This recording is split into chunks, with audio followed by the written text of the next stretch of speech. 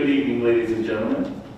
This is the Horsehead Central School District Annual Reorganization and Business Meeting combined. Our first portion of our meeting tonight is the annual reorganization of the Board of Education. At this time, I'd like to ask the audience as well as the board to join me in the pledge. I pledge allegiance to the flag of the United States of America and to the republic for which it stands, one nation, under God, indivisible, with liberty and justice for all. Thank you, ladies and gentlemen. As we start the annual reorganization meeting, it is a little different format as we do not have officers, and we have just had newly elected members to the Board of Education. At this point, I'd like to ask our district clerk, Ms. Emily Hatch, to come forward and administer the oath of office for the following newly elected Board of Education members.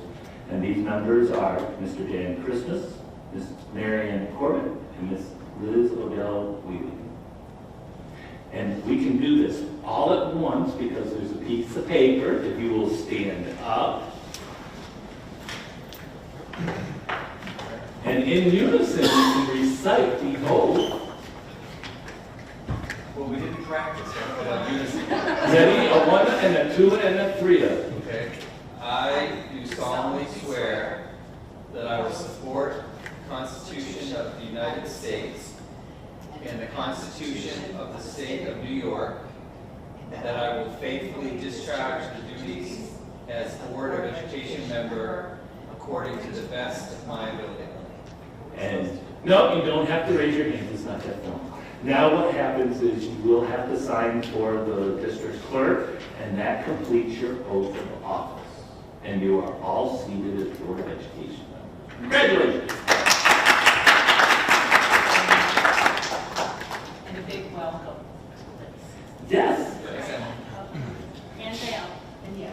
Mr. Adams, do you have that new board member orientation card? I left it at home. Oh, Next month. we did talk about it at our orientation meeting this morning. So, Liz, that has proverbially passed to you. So, ladies and gentlemen, at this time, now the board shifts to the election of officers. I'd like to turn it over to the senior board member, Mr. Brian Lynch, who will ask for nominations for the position of board president. Thank you very much. We're going to open it up tonight for nominations for the position of board president. Any nominations, please? Doug? I nominate Christine Hale. Thank you. Any other nominations?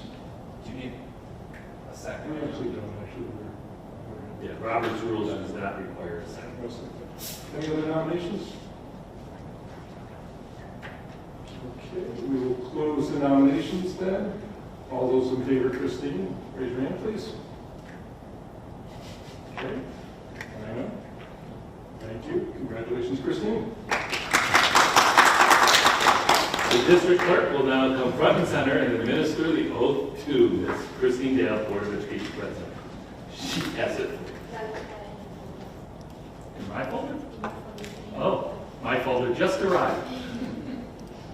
I knew there was good time. Thank you, Ms. President.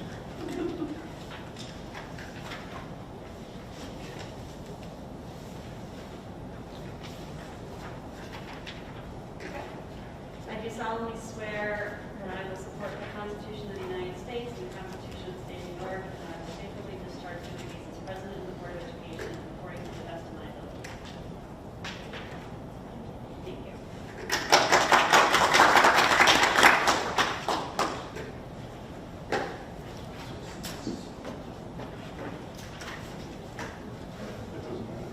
Okay, no, it doesn't matter. We normally have the customary changing of the seats, but she's already here, so. Okay, so now I will open up for nominations for the Board of Education for the 2022 school year.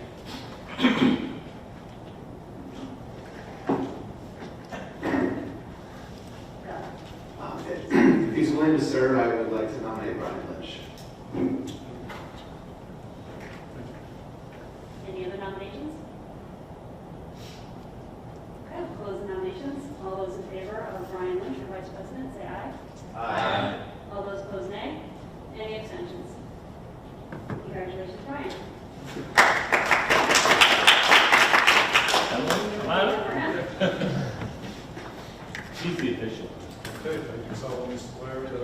Constitution of the United States and the Constitution of the State of New York, and that I will faithfully discharge the duties of Vice President of the Board of Education according to the best of my ability.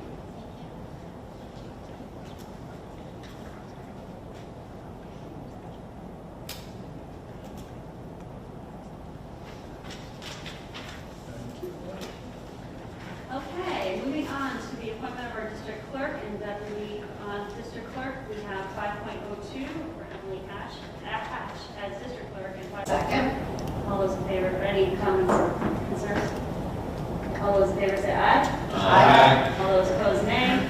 Any abstentions? Will you please both come forward? Want me to go over there? No, you can say it right there. There's yours. If in unison, we can both recite your oath of office. I do solemnly swear that I will support the Constitution of the United States and the Constitution of the State of New York, and that I will faithfully discharge the duties as district clerk of the board and such rules as according to the Please sign. Gordon, sign.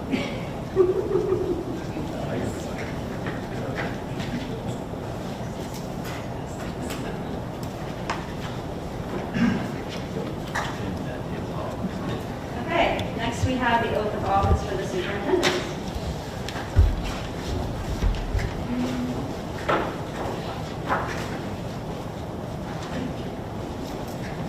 I do solemnly swear that I will support the Constitution of the United States of America and the Constitution of the State of New York, and that I will faithfully discharge the duties of the office of superintendent of schools according to the best of my abilities.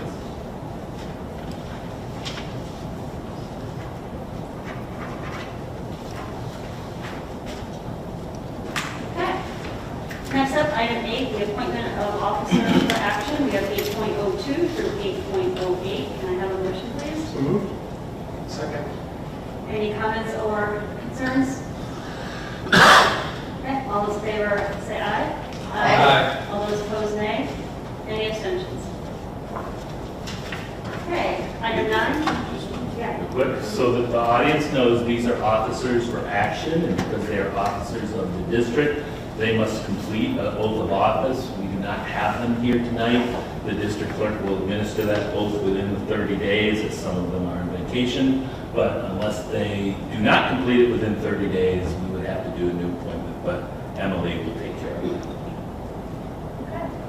Item 9, we have other appointments for action. We have 9.02 through 9.35. Can I have a motion, please? So moved. Second. Any comments or discussion? Okay, all those in favor of 9.02 through 9.35, say aye. Aye. All those opposed, nay. Any abstentions? Okay, designations, we have 10.02 to 10.04. Can I have a motion, please? So moved. Second. Any comments, discussion? Okay, all those in favor of 10.02 through 10.04, say aye. Aye. All those opposed, nay. Any abstentions? Item 11 are authorizations. We have 11.02 through 11.16. Can I have a motion? So moved. Second.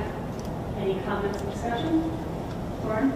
On 11.08, are the petty cash numbers sufficient given the changing economy? They are? Okay. Petty cash is meant for those very small, quick, unique moment purchases. We don't allow that. I think that's in our folder too.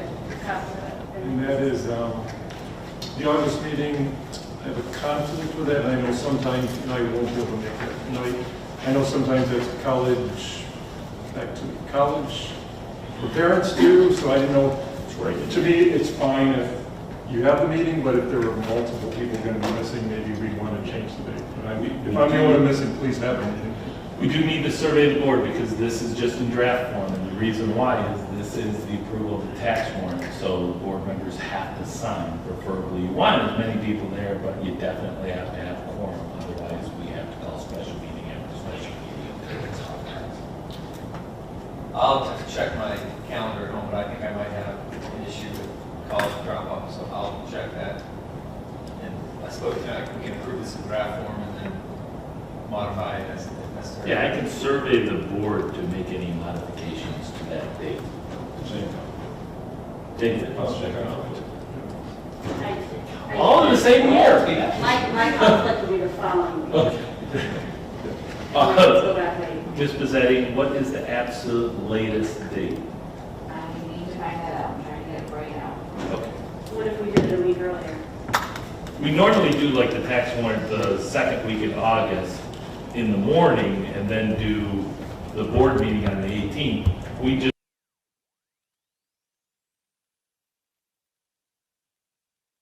Rare occurrence is we've had an earlier meeting, then approved the warrant, there's been an adjustment, the county. At the very end. Revised warrant, maybe towards the end of August for a quick quorum to come together to approve a revised warrant.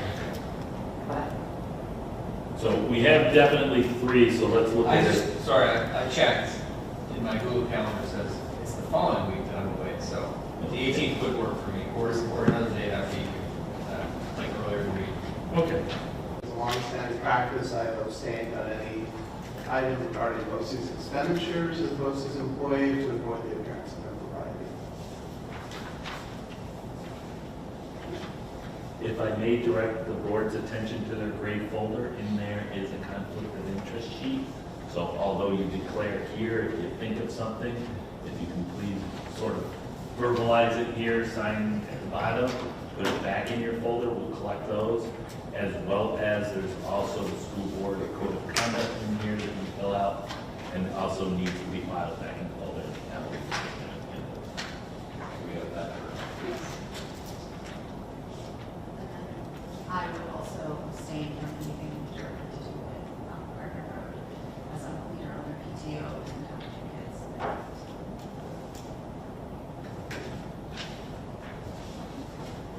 Any other comments or questions? And just so the board knows, if a conflict comes up that you aren't aware of, just identify, we amend the form, announce at the board meetings going forward, or even if it's just out of the appearance of impropriety. Just being an employee of the county of Chemung, any contracts or anything that has to do with business of a governmental or municipal nature, I will abstain from.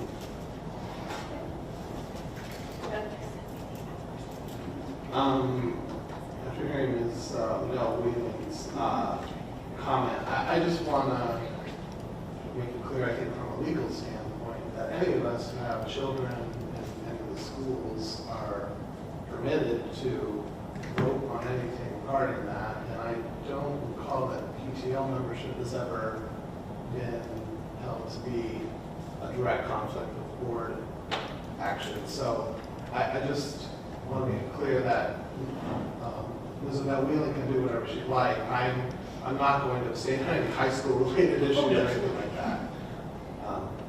No, I think Ms. Wheeling is just trying to say sometimes there's issues between the PTO donations that she has direct involvement in.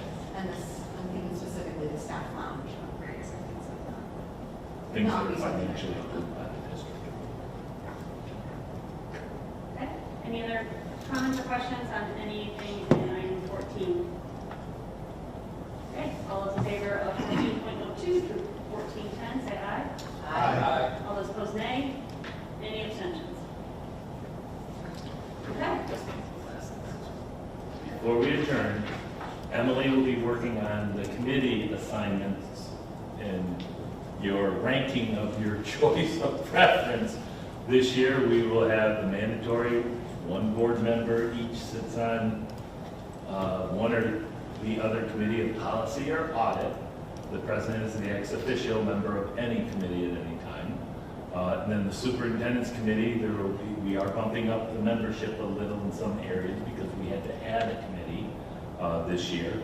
And that committee will be added once the next agenda goes through because policy will be approved. So I won't announce that at this point. But she will send something out, and with that, there are roughly 9 superintendent's committees. So if you can label each one 1 through 9 in your preference, and we will try to match as best as we can. That'll be out tomorrow or at the by next Monday. We're going to try to do a survey Monday. Emily just said tomorrow. Yeah, she's good at that. Yeah. Okay. All right, that concludes our organizational meeting. I have a motion to adjourn to our regular business meeting. Second. All those in favor say aye. Aye. All those opposed, nay. Any abstentions? Okay, let's take a minute to switch over.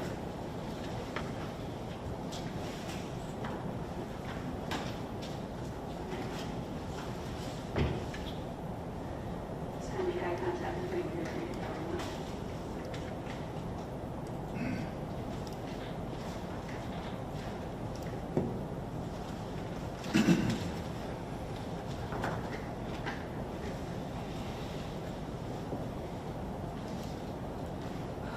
You. Okay. You good? Mariana, you good? Oh. All right. So, we already did the pledge, so let's move on to minutes from our meeting on June 16th, item 2.01. Can I please have a motion, please? So moved. Second. Any comments or discussion on those minutes? Okay. All those in favor say aye. Aye. All those opposed, nay. Any abstentions? Okay. No agenda changes for this evening. Now's the time, item 4, where we open it up to any community members that have any questions or comments. If you'd like to speak, I'd ask you to please come up to the podium and state your name and your address. Bless you.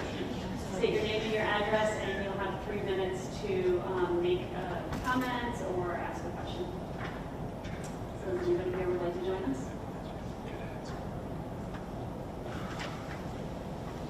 Okay. All right, moving on to item 5. We have a presentation tonight on our building update from Hunt and Welver. So we'll turn it over to them.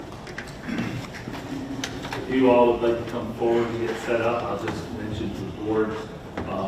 In the presentation, we have the presentation by Hunt and Welver Wire, and we have Jeff Robbins and Chad Snowberg here, as well as Brian Gervin, our construction manager. The public content presentation is what they will be putting up. The board also has an executive content presentation with financial proprietary information. That information cannot be discussed as it puts the district at potential disadvantage when we want to get the best bidding environment. We will talk about it, but if you have questions in regards to that, they would need to be in an executive session afterwards.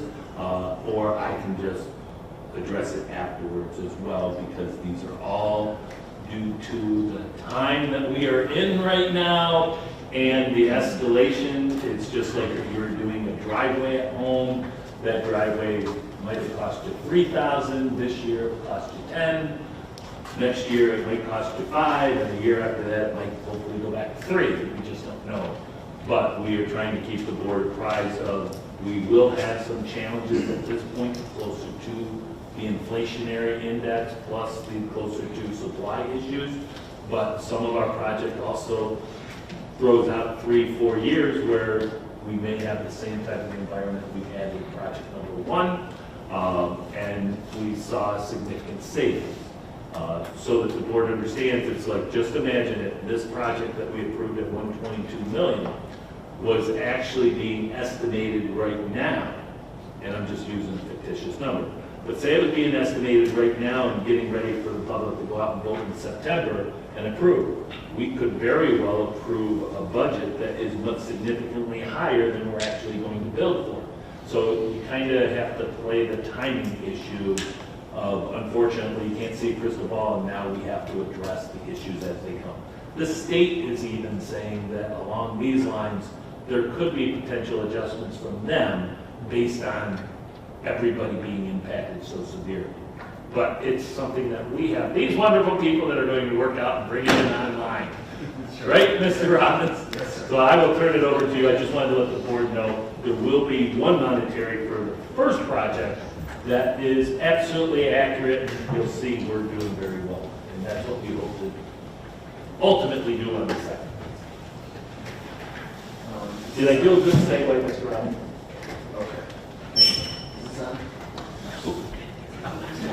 There's a There's a switch. Yeah, on. it's not. All right, we'll try that. Did it again? Are you picking it up? Say check. Yes, he just needs to be closer to the microphone. You gotta be close. I'm pretty darn close. There you go. All right, so thanks for having us tonight. It's been a little while, and you know, there's been a lot going on. We want to give you an idea of things. So, you know, first we just have the agenda here, and you know, as a reminder of some of the things that are going on, we have the annual projects, we have referendum 1 and referendum 2. And within that referendum 1, Brian's going to walk us through where we are with things, where we are with schedule and budget.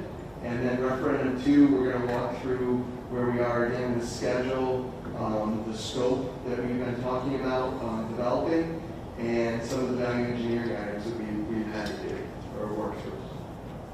And with that, we'll kick it right off, and Brian will walk you through some of these current projects. Thank you. So, as most of the board here knows, we've been doing a lot of work over the last few years, and it's been a while since we've given a formal update to the whole group.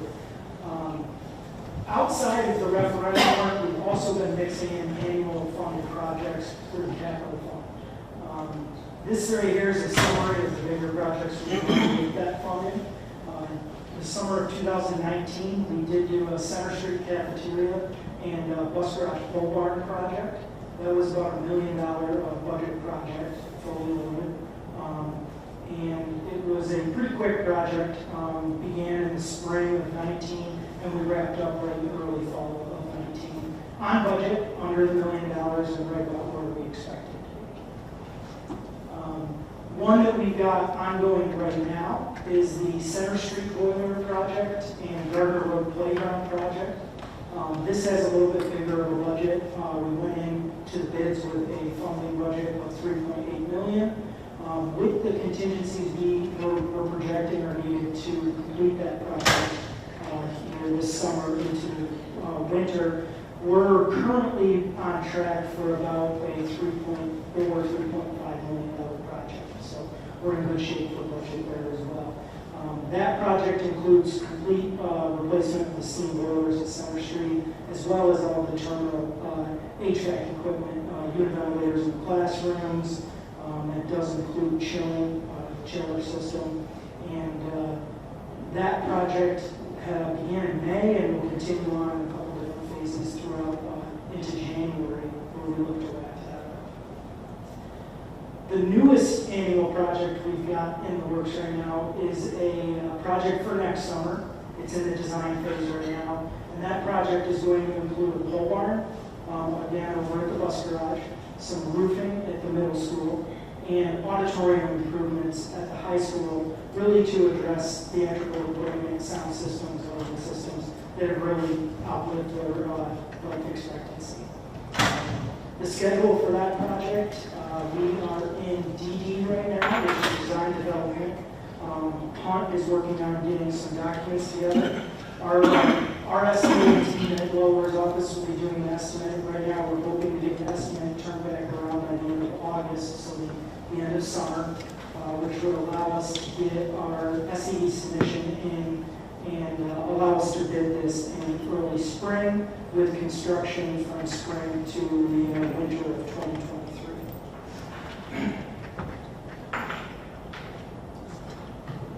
Back to the main referendum, the first one. Brief overview of what we've done to date before we turn it over to Chad to talk about the next one. We originally had these 5 main projects. The elementary school phase 1 project is complete. That's a project that occurred in 2017 through 2018. That include keep basic roofing, mechanical upgrades, some site work throughout the district at all the elementary schools. Next, we had the district-wide technology project, which is also complete. That occurred in 2018 and 2019. This was mostly focused on the elementary schools, all new data infrastructure, new data racks and MDFs, throughout all of the elementary schools. We did do some upgrades at the middle school as well, as far as telephone and wireless access and some additional data. And then we also did a new data rig at the bus garage as well. Both of those projects, we'll show you the budget summary here in a few minutes, both came in under budget and completed all the scope we were hoping to complete. The next project we did was the high school additions and alterations. We are looking right now, projecting to be substantially complete with that project in December of this year, and then we'll close it out from there. I think that's the big one that everyone sees the most work going on around here, because it includes the stadium, the bleachers, the stadium outbuilding, classroom addition where the old rink used to be. We've renovated, I would guess, probably 75% of the classrooms to date, and we're continuing with the final 3 phases right now. Right now, we're working on one, wrapping up all the loose ends from the old phases this summer, but we're also wrapping up the business wing, which is the farthest north classroom wing on the 1st and 2nd floor. That is anticipated to be completed this summer, turned over for the district to use. We're also working on the FACS wing, the Family and Consumer Science wing, which is the old main office. That area is going to be progressing on through December, when we project to turn that space over as well.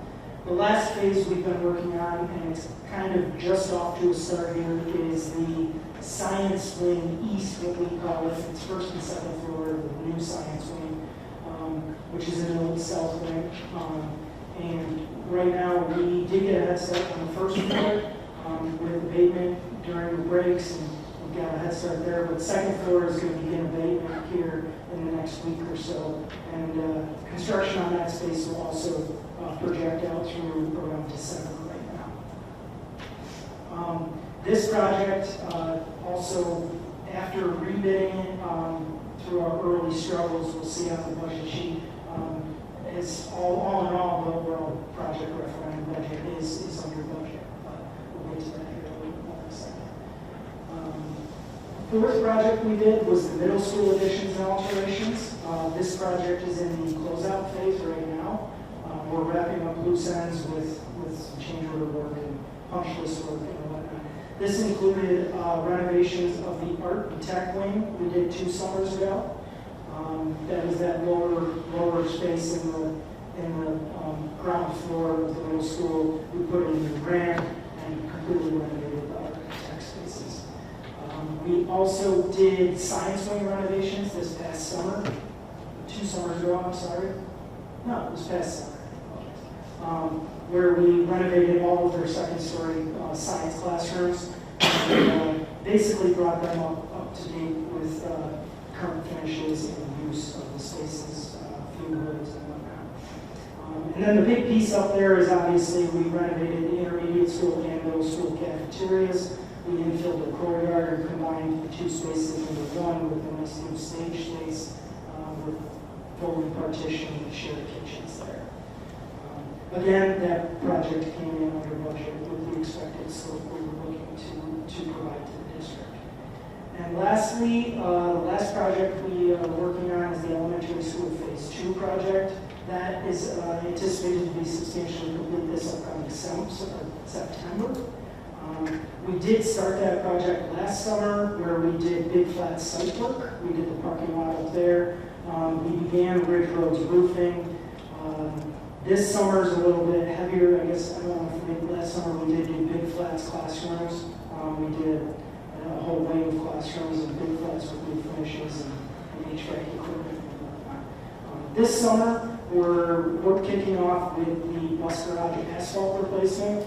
It's pretty much Stair Street that drives through Thorn Street, as well as the parking lot out there will get new pavement. We're also doing boilers at the bus garage and some additional exhaust systems for the bus space. We're also at Ridge Road Elementary School wrapping up the roof and doing part of their parking lot this summer as well. On to the budget for the overall first referendum. You can see here, Elementary school phase 1 and district-wide tech are status shown as closed. That's important, so you can see what our original budget was for those buildings, what the actual projected project cost is for those two projects. Those are our final costs. And then the variance on the right-hand side is going to tell you that we were under budget for the phase 1 project, just over $1 million, and under budget for district-wide technology, just over $1 million. For the high school, stadium entry, middle school, and elementary school, you will notice it says projected. We do not have the final cost reports in on those yet, as they are all still open projects, still progressing. But it will, the process of that projected number accounts for contingency set aside. So we vetted these numbers quite a bit as a team.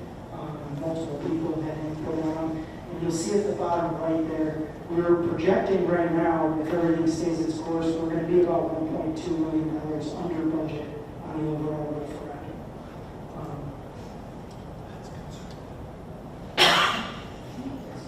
For now, from there, I'm going to turn it over to Chad to do an overview of the second referendum we got.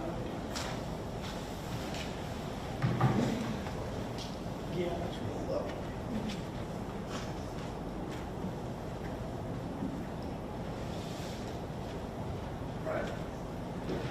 Good evening. Nice to see everybody again. It's been a little while since I've been in front of you. So I'm going to talk about where we're at with the phase 2, the referendum number 2. We've got quite a bit. It's actually already been submitted to New York State Education. Well, we've had one project that's been submitted to New York State Education Department. We've got a couple that are in the middle of design, literally at the midpoint of design, and then we've got a couple that we haven't kicked off yet. So we're going to go through those, update you about the schedules, and give you some updates, in response to the economy and what we've been doing in the meantime in response to that. So we'll start right off with the stadium locker room and music storage building. Each of these slides, you'll notice I kind of itemized what we've completed to date and what we still have to do for each of the projects. So here, this one is actually our furthest along. This is the one that I mentioned that you'll notice June 2022. We did submit this last month to New York State Education Department for the building permit. Right now, that's about a 3-month process, so that should put us right where we expect it to be able to put this project out to bid here in the fall and be able to break ground and get foundations into the ground before we get freezing weather. So that was key to this project, if you recall, to get into the ground before winter. That way we could be done before September of next year. The idea is that maybe we can better that a little bit so that as fall sports come back to the school in August of 23, there's a possibility that we're wrapping those buildings up. That's really our goal, as you'll see here. Construction, the intention is that we would, like I mentioned, get into the ground before we freeze and be done with that to be able to turn those buildings over for camps, mid to late August there before school starts. So that's the status of this one. Just to,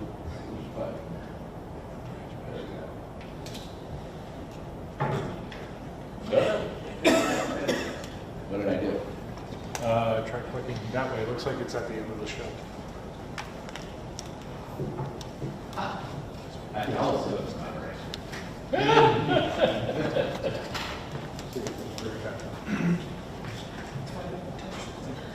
Good idea. Excuse me for a minute.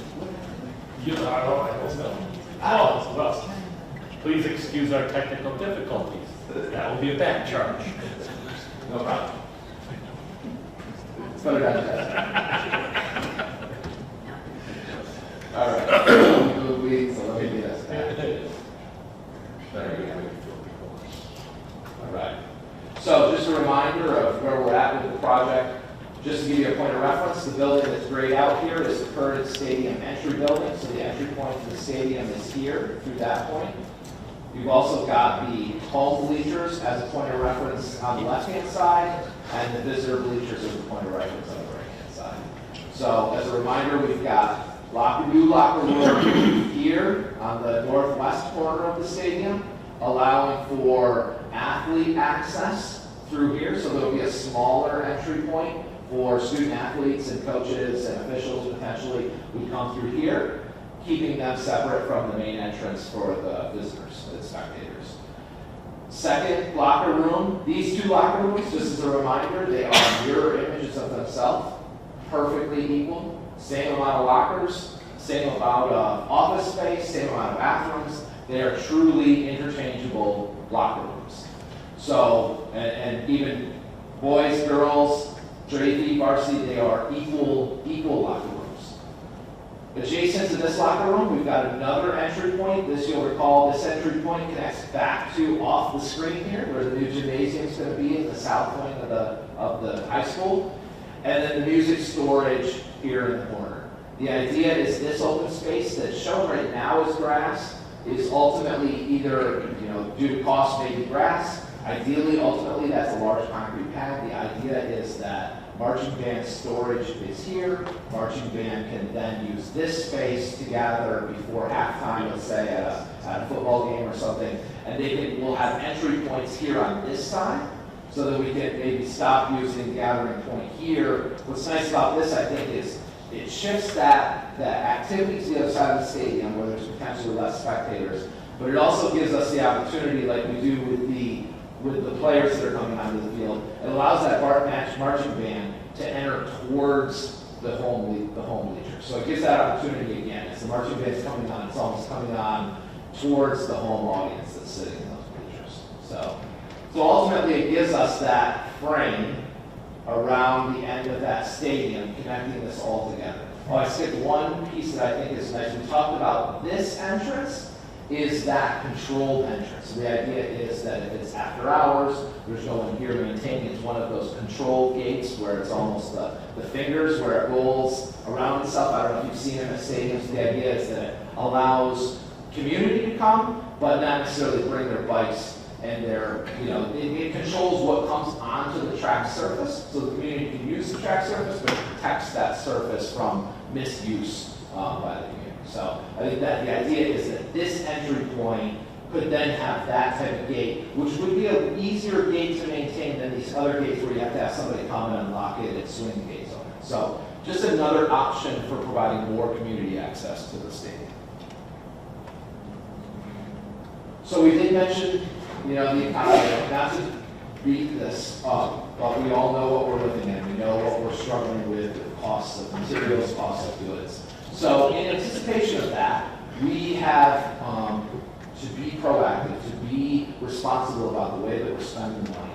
We have definitely looked at these designs to find the best way to meet the needs for the end users, the students, the faculty, the staff, but also build it the most efficient way that we can possibly build it in the economy that we're living in. So some of the things we've talked about that didn't have any impact on how the spaces were used. So we didn't talk about reduction of lockers. We didn't talk about, how are we going to, we didn't want to talk about the things that cut how the spaces are used by the end users. We wanted to find ways that maybe we could save money and not necessarily have any impact on the end users. So a couple of things we came up with. The first one I list here is the building height. We did have that matching kind of the height of the existing stadium, that entry that's out there, if you're familiar with that. Ultimately, I actually like the way this one went because what it ultimately did is it scaled down those buildings adjacent to it. So it really began to almost reinforce that main entrance, that big main entrance that we have to the stadium. So I think this ended up being a nice value engineering item, but it's one of those things that in the course of design it actually began to reveal itself as the right solution for the design anyways. So it saved us money from material-wise, height-wise, and the way that we ultimately ended up framing it saved us some money as well. The mechanical system, we're talking about building the building exactly as the stadium entry building that's out there right now. We call it a seasonal building or a winterized building. So the New York State Education Department allows us to deviate from the energy code. The energy code defines how much insulation we have to have in buildings, how well we build that building to be an energy efficient building. They give variances for buildings that are known to be only seasonal use, meaning when that last football game is done, when that last fall sport is done, the idea is that those buildings get winterized, they get drained to the water. There's no reason to heat those buildings. So we don't put heat in them, we don't insulate the walls. Ultimately, it's a cost savings today to build it, and then ultimately it's a choice as a district to not heat those spaces. It's an ongoing energy savings to not heat them as well.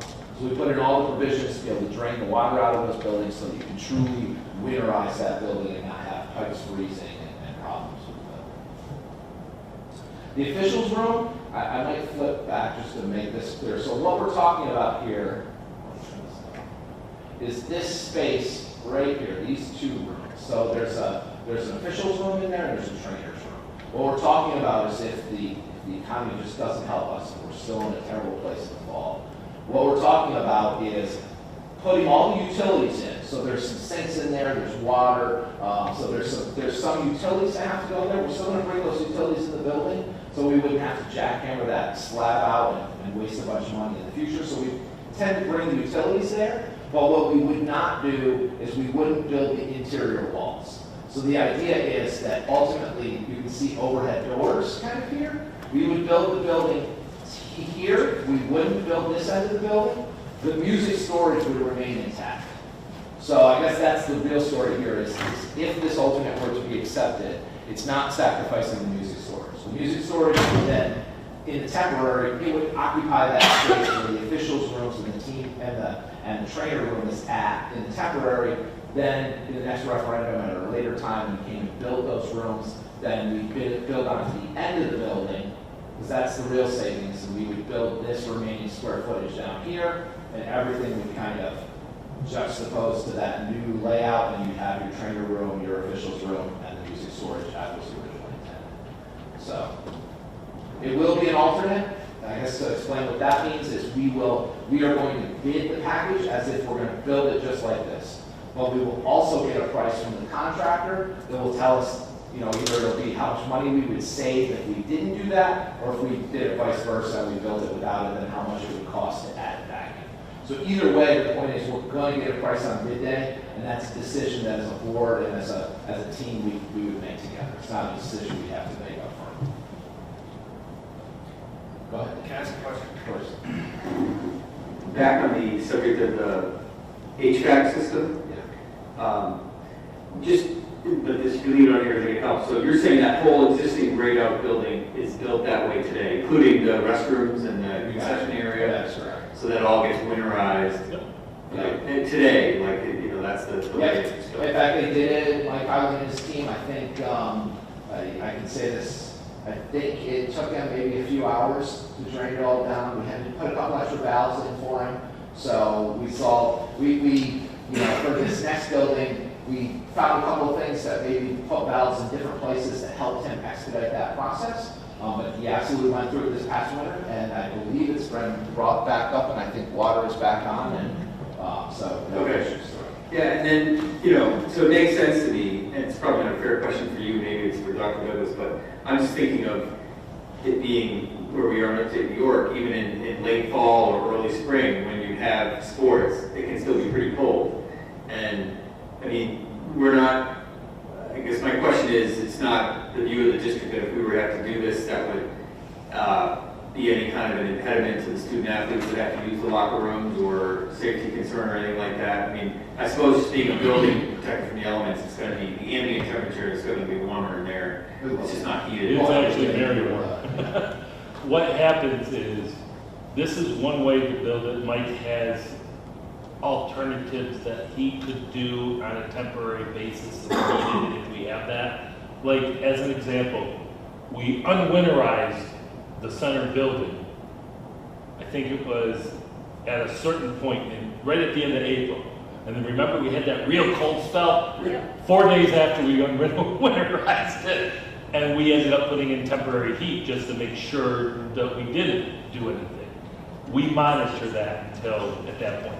Usually around October, you might get that, but you wouldn't get what we got in that May time, which was sort of a fluke. But we have alternatives that they may regularly monitor. And this is not, have you seen this done in other districts? It's not Almost all atypical to have districts. buildings of this type? Okay. Thank you. Going back to the gate option we were talking about with the fingers. Yeah. How do you address accessibility for wheelchairs? There's no way my guide dog and I would get through that space. Yeah. How do you combat the access with also meeting restrictions? So the facility has complete accessibility. That question, not to deflect, but that comes to the district. Not only opening that gate, but then there are other gates. I think there's going to be gates here. There's a gate here. There's gates here. So there's other gates that I think what we have to talk about as a district, they have to talk about whether we put a second gate here, maybe there's one that's handicap accessible versus one that's a finger gate, so good question, yeah. There's definitely handicap accessibility. Right, I knew that part, but then when you said that, I was Yep. like, oh, that's not wrong. One of the things is the type of gate is not decided upon, but there are also controlled gates where you can get Wi-Fi cellular service to a place where we can code it and the whole gate can open.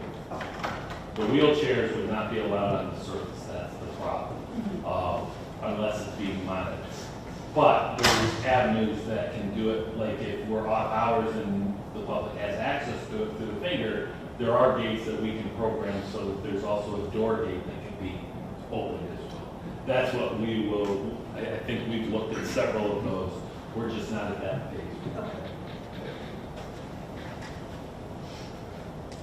And the public is very interested in that gate. I get a lot of questions about it, so I told them it's coming. It's coming. It's coming. All right, so, I'll move on to the intermediate middle school. So just a quick reminder here, the intermediate/middle school project actually got broken into 2 phases, mostly to expedite the renovations of the site work, the parking lot, and some of the roof issues that are at the middle school, and we separated that from the gymnasium renovation/mechanical upgrades. So just a quick reminder, what we're talking about here is specifically the site and roof improvements. We have as well, this is probably the next furthest along one, this is completed what we call design development, so that's about that's our midpoint through the project, through the design portion of the project. So here at this building, we've completed that design development. We've received the estimate on that. We are working again through value engineering. This one's newer than the stadium locker room, so we're actually actively working on this one. We've got a lot of ideas for how we can maintain the scope and potentially just save it. Roofs is, this project arguably includes 2 of the most escalated materials within the construction industry right now. Roofs and asphalt, gas, oil. Right, so this project, although in our world, before everything that's gone on in the last year, was one of the most straightforward projects that you could do as a district. You replace your roofs, there's a standard way to do that. You replace your asphalt, there's a standard way to do that. Obviously, the economy has made what should be a very straightforward maintenance type project far more complicated from a financial standpoint. But there's a lot of different ways we can do roofs. We've done some of that here in this district where you don't necessarily have to rip the whole roof off. You can scan that roof. If we've got good material there, we can save money by leaving that material there and only putting a membrane over the top of that. So we can have, there's ways that we can save money and accomplish the same scope, and that's what we're actively doing on this project right now. We do intend to fully submit this at the end, in August here, so we're going to maintain the schedule that you're seeing. So submit here in the next couple of months to SED, and then bid that in early January, late January, or late winter, and then we'll be out in this one next year as well. This is a one summer, that's our intention. It's a lot of asphalt, but it's a lot of replacement of existing, and it's we get them here and we get it done. So just a reminder what that looks like. So this is Sing Sing Road here. And we got the building here. So the site work, basically what we've got is we've got 2 lanes coming in around the back side, or the back side of the site, the top side of this page. And what we're looking at here, this section right through here, all the way around, is a raised sidewalk. So that's 6 inches above the asphalt everywhere else. So there's an island right through the middle of this thing. There's a fence that essentially starts here and goes all the way down. These crossing points here are like those raised speed humps like we've done here at the high school. So it's not a speed bump, it's actually, it's a crosswalk on top of a speed hump. So you're actually walking at, this elevation here at the top of this hump matches the elevation of this curve. So the idea is that you can have 2 lanes of drop off. So one lane can be here on the inside, one lane can be here on the outside. We've maintained 2 passing lanes, so essentially we've got 4 lanes at the front of this building. 2 for drop off and 2 for traffic to continue to move through. We had a final user group meeting on this, and just a quick story here. I mean, we got 4th graders in this building. So rightfully so, there's concern about, you know, what do you do if you're a parent that's dropping off in this outside loop? We've got a lot of crosswalks here, we've got a lot of little kids, we've got a lot of cars going on. And I think that meeting with Mr. Holloway and Mr. Boswick, we came up with some good ideas. The speed humps being one of them. We're going to do special signing with actual lights, so as opposed to, you know, sometimes you'll see them in like high traffic areas. So you'll have your crossing pedestrian sign, but it's one of those ones with the little LED lights that flash around the outside of that sign. So some of those precautions we intend to take here. So lots of signage down through this thing. Like I mentioned, the fencing only goes all the way from crosswalk to crosswalk. So this is not a fence like you think of right now that's up there. It should be taller than the guardrail that's up there right now. So it's not one that we intend to allow students to just be able to, not just be able to hop over this. We really want to encourage and almost, frankly, force the students to be crossing at these speed humps. And then everybody merges back. The idea here is that this merges back, everything merges back into this center lane, and you've got a left-hand turn and a right-hand turn coming here. Personally, if I still had a student that was going here, I think I would learn very quickly is that if I want to go left on Sing Sing, I'm probably going to go on the inside. If I want to go right on Sing Sing, I'm going to go on the outside lane. I'll pause. Yeah, go ahead. So the outside is similar to kind of what we have now, except for there's not really a drop-off option on the left side. It's just it's more of a passing lane, I guess. Pretty much, but it's like, what, 4 cars wide. It's kind of awkward how wide it is. And, yep. I'm just wondering about that inside lane. Like, I think with the sidewalk extension, You mean this one right here? Yeah. Yep. I mean, you're gaining a ton of, if parents use it properly, and I think that's the big caveat here, but you're gaining a ton of extra drop-off area. Can that inner area just be, I guess, why are we maintaining the inner area? It could be more parking. It could be. It could be an inlet for staff, because I know staff get probably a little agitated having to wait in line in the So I think we drop-off solved line. that. I do think we solved the staff problem as part of that. Because what's really important here is that inside lane, in my opinion, you really aren't, if you're a parent drop-off, if I'm a teacher, this inside lane is really so that they can come in here and get in. And I think it's more of an issue in the afternoon. Teachers leaving. Everybody's trying to leave that building arguably in that 30 minutes, right? So, you know, right now, when I had a student here at the middle school, we all kind of parked here in this back lot. We all waited for the students to come out. The kids all kind of filtered their way over there. And sometimes by the time my kid would get there, it was 20 minutes after 3 o'clock, right? So then, about 3:30, the staff's trying to come out. What I think we've done to eliminate that afternoon congestion is we've given this, the idea is that when you're coming here to pick your students up, you're not coming back out here anymore. So when you pick your student up, right now what we do is we all kind of either have to weave back out this way, and then you got to come back out and around, right? So the idea now is that when parents are coming and picking up, they're picking up and they're just exiting straight out. And staff then are pretty much the ones that are occupying the exit this direction out of the parking lot, I should say.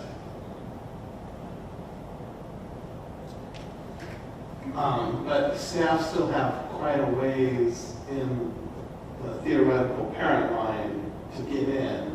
Right, there, right? But they have an easy out, would have an easy out. I'm optimistic that this, once they get here, because once parents, it's really at this point, when you're at pickup, again, I'm back to, if I'm a parent and I gotta come here, I'm gonna know ahead of time, if I need to go left on Sing Sing, I'm gonna probably occupy this inside lane. Because that means I'm gonna come out here, I'm gonna be able to merge right in, and I'm gonna be able to make a left-hand turn. And vice versa, right? So my hope is that after this point, this flow of traffic, which is where the teachers are merging back in, should get better. Because by this point, nobody's sitting, everybody should be getting back out on the Sing Sing.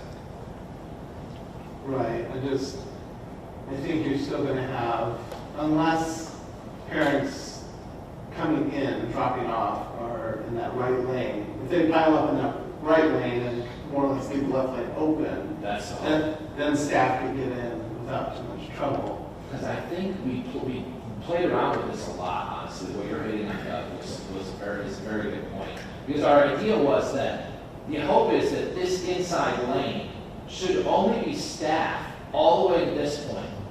The idea is that if you're dropping off your student, you're staying out here all the way here, and then here you may be making a decision to go inside or out. It's somewhere here that, again, we're at a design development phase right here. I think there's still a lot of signage discussions that have to be had about, you know, how do we control this so that we keep the parents on this outside for as long as possible to deal with exactly what you're talking about.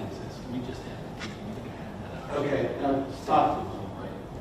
Can you talk to me about the other issue? Because I think a lot of us have been the other issue, the pickup in the afternoon in the back parking lot. So if your kid is coming out late, let's say, where are you at in this schematic? So, I think, I can't give you the exact car count of They're in how the many parking are lot. stacked, one side and the outside, but, I think if you're, when you say late, you mean like they have an after activity or? So you're just. Yeah, if I can help. Yeah, go ahead. In the afternoon, the parents are expected to park in the parking lot until the kids are dismissed. They don't wait in any of the lines because those are fire lanes. The students will go out, and just like they do right now, it's a cluster going out. Now they can actually go out either way and loop around and go through that the other way. We don't have as much problem once we remove the buses. Remember, this is all designed, the buses will no longer be on this side. They come in the morning on the back and they go out in the afternoon on the back, which will free up a lot of congestion. There's more than ample, there's roughly about I think 150 staff members in that building total for parking. I think there's, how much parking do you have there? Is that out there? 200? I think it was like It's 200. over 200 actually. I'm guessing It's over 200, but then we also have 100 on the other side. So we have plenty for the staff and parking. The big thing is teaching people once we have it. Parents, when you come in, please bear to your right and go all the way around. And except for about a 10-minute window where it starts to get backed up, once the parents go to the right, staff goes to the left, it will alleviate a lot of the backup congestion.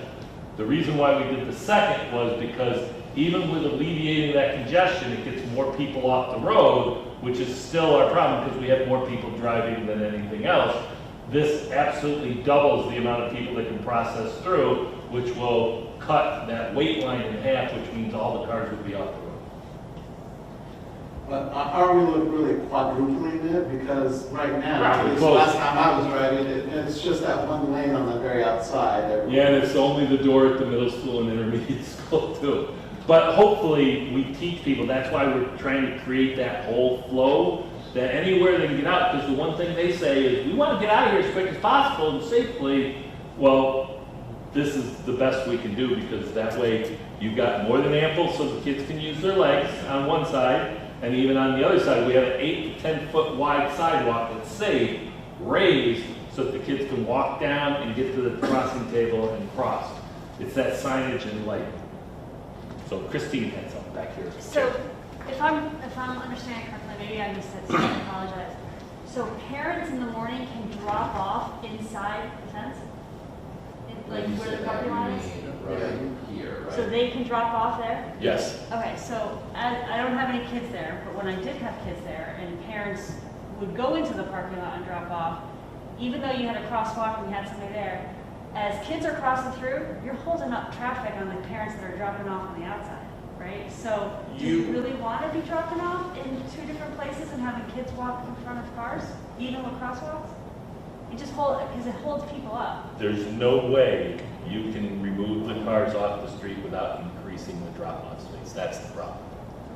No matter what, our staff are crossing as well at the Right, same but time. you add students doing it too, and it just really, I mean, it's like Yep. stopping. I mean, that really will hold up. It is the best avenue to get people in and out. That's pretty much all we have. That's right, I don't drop off there anymore. No, I know. I've come past it. I know Mr. Adams does. I just remember Just that- like I do. I just remember when I did, it just drive me crazy Yeah. when the parents would drop off in the parking lot and then I'd have to wait for the kid to cross in front of me to go. I think that, I mean, it's not huge, but those speed tables change the way you drive through a park. So if you think of middle school right now, it's wide open. There's not even a speed bump, there's nothing, there's just, it's just They just wide. Yeah. I think part of the problem is how wide it is. Yeah. So it gives you a sense of like, there's no real direction. This is gonna be a lot more lane, right? It's gonna feel like a road going through there. So I think, My experience out of the ideal is if you have a crossing guard that crosses. It stops kids Yeah. so then cars can go through. Yeah, and so then you don't have the loops at a time. onesie, twosie going all the time. Right, so You have- you're batching the crossing first. Yes. Yeah. That's the best way to monitor that and Yeah. to keep traffic moving. Or like a light system at Because each of the if crosswalks. not, parents will find out really quickly that they can drop off faster on the inside lanes than they can on the outside lanes. Mm-hmm. I don't know if that's true, because the inside lane has the disadvantage of having to merge back in. So if you're on this inside lane, you come to a yield here. Right. So, you know, it will slow that traffic, but. Kevin? As someone, Tom joked that we won't get to see this for our kids, that I would have no problem holding my daughter back a year just to be a part of this wonderful system. It's given me so much anguish. The only concern I have is, it's right, you need the 4 lanes to drop off to mitigate what is, but, and there again, I'll put my faith in you guys as far as education and signage. Right now, we're all trained, I know it's only a 2-year training, but, or a 4-year training really, with the intermediate school, is that nobody's dropping off currently, even just the outside 2 lanes, no one's dropping off on that second lane in from the sidewalk. Definitely not. And We're- it shouldn't be. Right, and right now, I've only used that lane to give dirty looks to parents who have dropped off and want to go around due to the fact that what Christine's saying is you have a kid crossing and they're using that as a passing lane on the parked cars closest to that. So I just have. So who's used the drop off at the high school? Because that is different than the middle school. Will you admit that? The new one? Because the new one has lanes. I know that middle school is just a wide open parking lot. You still It's get- got no lanes and it's got no speed control. It's got no speed humps in it. There's also no control as far as a parent could cross that closest lane to the building to that second lane from the building, right? It could still be used as a pass, even in this new configuration. Just like the high school. Right. Right, so this is so you've got a drop-off lane, a pass lane, then you've got a raised walk, then you've got a drop-off lane and a pass lane. So it's only going to be, educationally, we're only telling the parents they can drop off in two of those 4 lanes. Yeah, because you always only want to drop off to the right. Okay. You should never be dropping a student off into traffic to the left. Right. You should always go to the right. And the Somebody's idea door is will get ripped up. we're only letting them drop, we want them dropping off on a sidewalk. So we've got a sidewalk here, and we've got a sidewalk here. So this is a drop-off lane, drop-off lane. Drive-through lane, drive-through lane. It would be nice if you could take that outermost 2 lanes and make it one way, 1 lane only, 1 lane thing. But the problem is, we have to remember it's a fire lane, and if the car breaks down, we have to be able to move that car out of the way over to that second lane. It's sort of the regulation, that's the hard part. I'd love to have just 1 lane. Once you get in it, you can't go and go. And I think high school drop-off works very well, except for when you get the crazy people that, the crazy people that are going fast and not passing. Yeah. Or faster than they should be in a parking lot. And then the parent that drops off, but the car in front of them hasn't dropped off yet, and then they try to get into that lane. Sure. There's cars coming, so it is iffy sometimes. It is. And you still get the people, because you have all the staff that is That have to crossing through cross. the parking lot. So that's why I'm thinking, like, once you have students trying to cross from there too, it just adds a lot of start and stops. Mr. Casey. Chad, you mentioned that nobody should be dropping off their kids that inside lane. Like here, Right. or here. Or there, Yep. correct. Will there be any signage there indicating that that's not a drop-off lane for Definitely. kids? Definitely. There will be. Signage, and I intend paint on the road. Like on the drive lane itself, maybe we'll do one painted right on it. We've flirted with different ways that we can even paint that some would be maybe hashed but definitely signage, lots of signage and lots of paint. So we'll try anyway to drive drop-offs to that inside lanes. Right. That is our goal, yes, absolutely. It's like right when you come in, when you get to the separation point, we have to have signage or even on the thing. Parent, arrow, you have to think like an airport. Parent, arrow, stay over here. Parent lane, all the way around. Staffing here. And as you go through it, and if people really follow what we're trying to do, it will get better if they follow. And I think, Kevin, you said, is people get trained with it. It's the ones that usually aren't trained or the ones that don't care if they're trained. That's where we have to plan for the worst. Have we looked at addressing the walkers that cross Sing Sing and making sure that that's the safest it can be? Because it's not. Nothing, we cannot interfere with the Department of Transportation in the county. Is there an option to engage in a conversation about that? We've had that conversation within their rules and regulations because they're the ones that did that. At Sing Sing, they were only able to legally put in one crossing area, which is there. I think it's down Barrington, down here. Yeah. Yeah. Crossings. We wish they would have put sidewalks all along there, but they walk in the road. Right. Okay. It seems like it took us moving mountains just to get a turning lane on this thing. Yeah, we were very good with it. The county, I mean, it's Andy, right? Andy was very good. Once Senator O'Mara got us some funding on it, it may not have been enough, but the county was gracious enough to kick in the rest.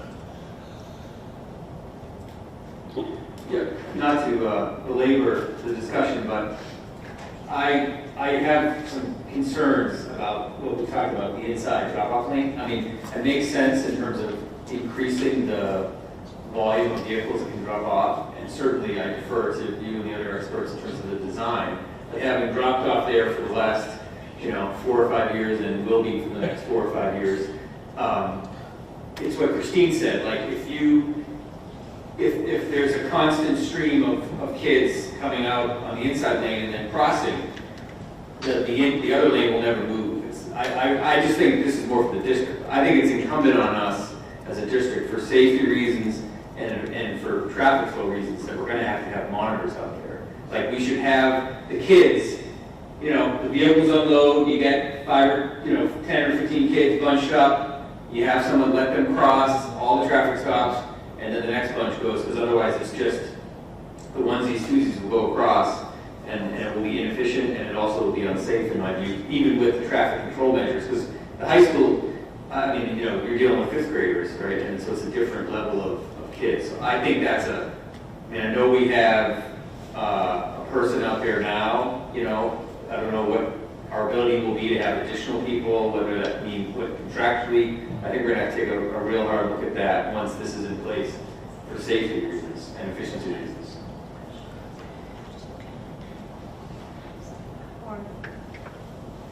So there's been discussion about single point of entry. What happens if we go to single point of entry with all this nice work you've put together? Because I count at least 4 points of entry. I think there's 3. Well, single point of entry, Mr. Conklin, if you're doing middle school drop-off, they walk down that sidewalk and they go in the single point entry into the middle school. There's a secondary single point of entry, which is the busing entry that would have to be done on the back side of the building, and that would be it. Now, when you go shift over to the intermediate school, now there's a single point of entry because the middle school's already in a locked situation. Now it's just the intermediate entry, and that back, I think that back raised table is just a way to get over, and it's where our sidewalks are, but that's not a point of entry. I think that's your pickup for 5th and 6th grade. That's where they did their pickup. Yeah, the parents have to actually come sign out. Yeah, at the end, that will be we'll be looking at modifying that, as well. So hopefully that answers the question. Really, there's a single point for each building. At their What's opening. the definition of single point? Because I'm thinking Yeah, one one. entrance only. One entrance for each school, so there's one for Yeah. middle I school. think that's Okay. tricky about this building, is there's Pardon only me? 2 schools in this building. Yeah. All right, but, so if you come into the middle school and on the bus and you drop off, you're entering from the backside, right? Yep, What about the students being dropped off in cars? They're not walking around the building and No. coming in the bus side, they're coming in from the other side. if I can, it's submit. 1 + 1. Yeah. Warren, what it is we are monitoring the back single point of entry means where everything would flow through during the course of the whole day, but we do have to load the building, but the single point on one side is for our student entry and drop off. The single point on the back side for like the middle school would be 1 point on the back side only for busing students. In other words, a person dropping off can't drive in that back lot, drop their kid off and come in. They won't be in because somebody would be monitoring. All right, so And it's for a specific point. Qualified then. Yeah. It's mostly 1. okay. Thank you. If I could just make a recommendation for us to move on, we've talked a lot about parking and we have a lot more to go. Got it, thanks, Christine. Okay, so, big flats. But I think just before we move on, all the comments are going to be taken into consideration, just so all board members are aware. I think we're hearing what you're saying, and I think if there's anything we can do from a plan standpoint, we'll certainly be talking about it. So, Big Flats Elementary. So this is the first of the 3 elementary schools that are part of the project. So Big Flats Elementary is the first one kind of in the sequence of Big Flats, Gardner Road, and Ridge Road. So Big Flats we completed our design development actually a couple of weeks ago. Those documents have been provided to the developer team for estimating, and we expect to actually see that estimate here in the next couple of weeks. So we'll have a good idea of where we stand financially on the Big Flats Elementary School. We did go through that process a few months ago as part of the schematic design. That's our first phase of the project. And we did have budget issues there at that time, but we were able to, through the course of value engineering, I'll get to that slide here in a second, we were able to resolve that and get this project into a point where we felt very comfortable as a team, architecturally and as the owner, progressing onto our design development with very little sacrifice, as you'll see here on the next slide. So upcoming on this project, like I said, we're going to get that estimate. We're on schedule to submit this project in September for submission with the idea here, if you'll recall, with these elementaries, for aid reasons we don't have to get into, we don't want to get our building permit until February. It's the end of February of 23. That's when our aid resets for these buildings. So right now we've got ourselves, December. I think that's off. So this is really we're supposed to be getting our SE approval is really shooting for that March and then bidding it in the spring with construction starting in May. So it's all tied to that maximizing our aid for the buildings. Just a reminder of the plan and what we're doing here in the project. So one of the primary goals of this referendum, as we all remember, is the consolidation of the elementary schools into the three Big Flats, Gardner Road, and Ridge Road, with the closing of Center Street. So the primary goal here was to make sure that we have the classrooms, we have the capacity to accomplish that goal for the district. So this starts with a clear addition. You'll see that in the green. So we've got a 6 classroom addition with 6 with some special ed.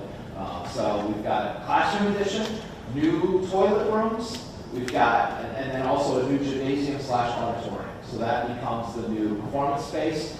One of the things that we'll get to on the next slide is we did reduce the size of this gymnasium slightly.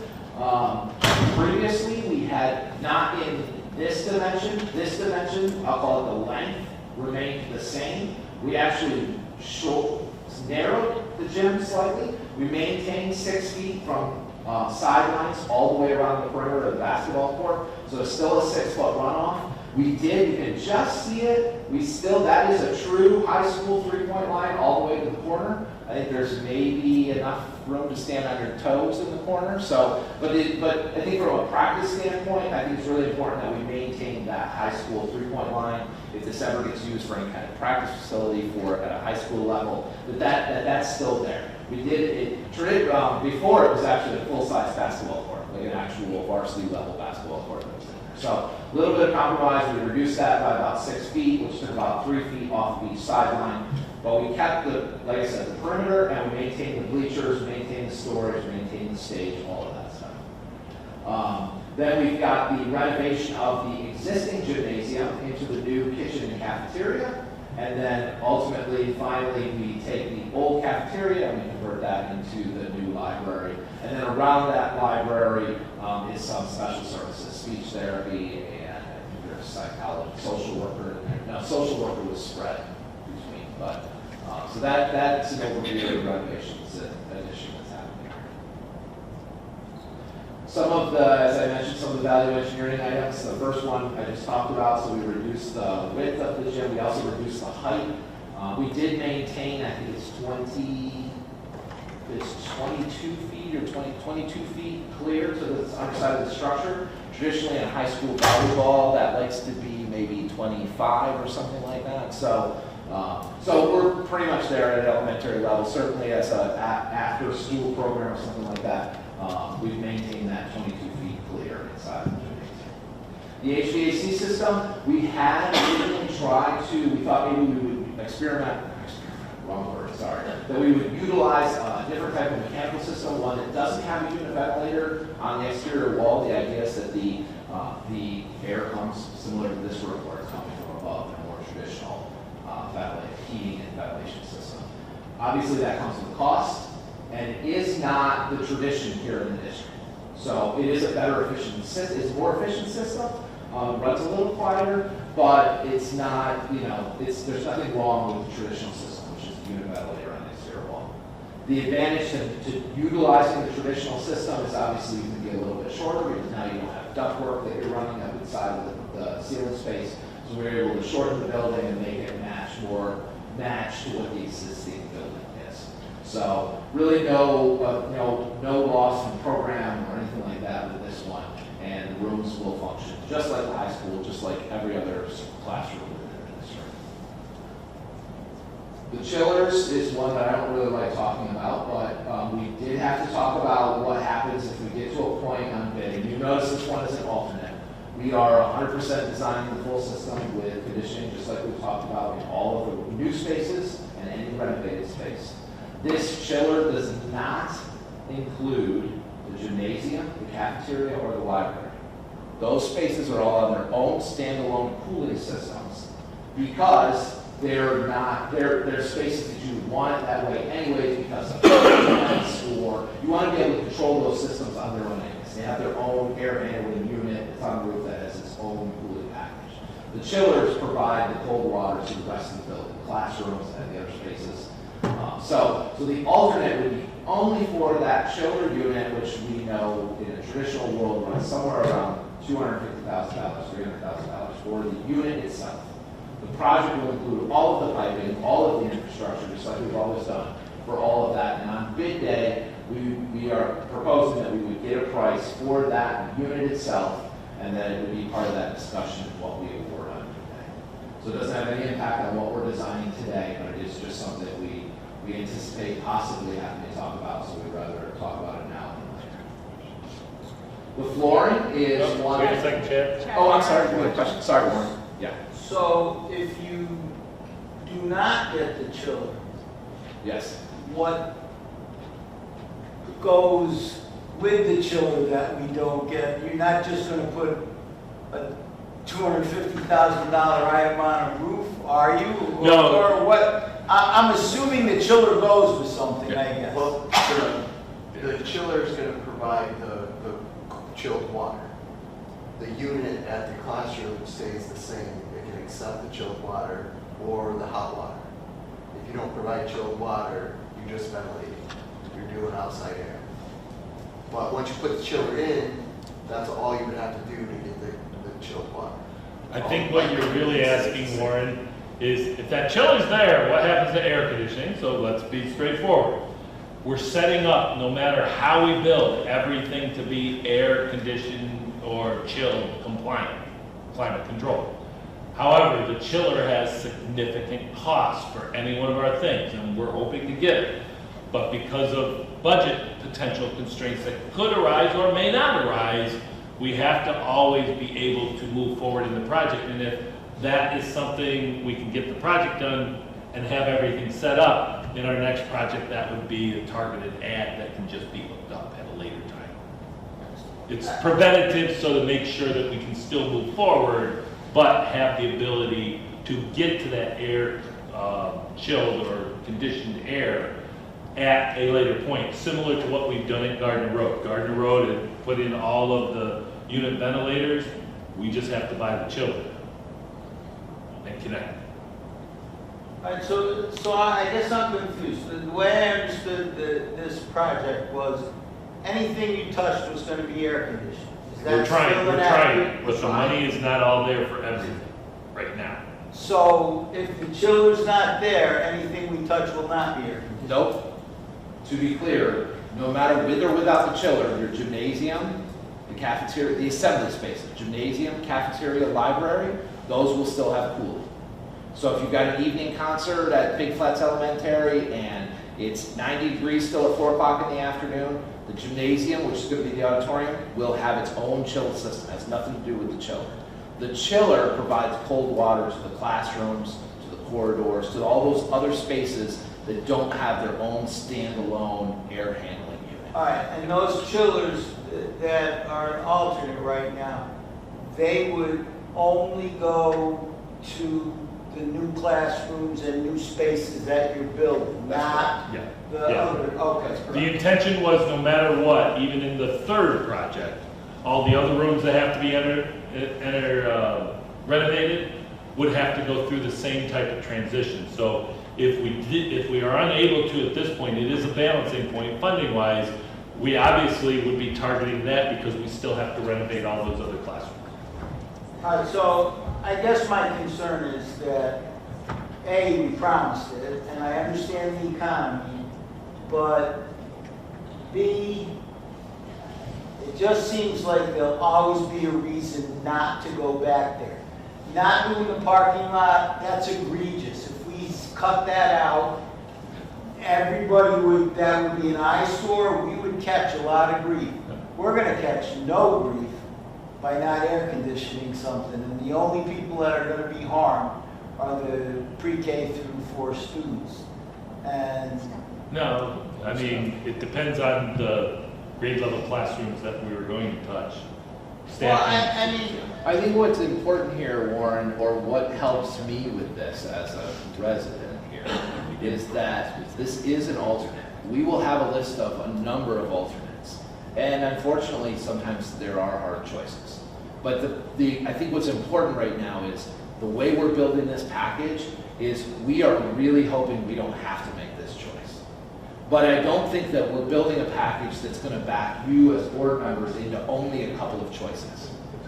Our intention would always be that there are hard choices that have to be made sometimes, but I don't think the choice is just going to be simply, do you have air conditioning or don't you have air conditioning? The choice could be, and we haven't even vetted this yet, right? We're only halfway through the design.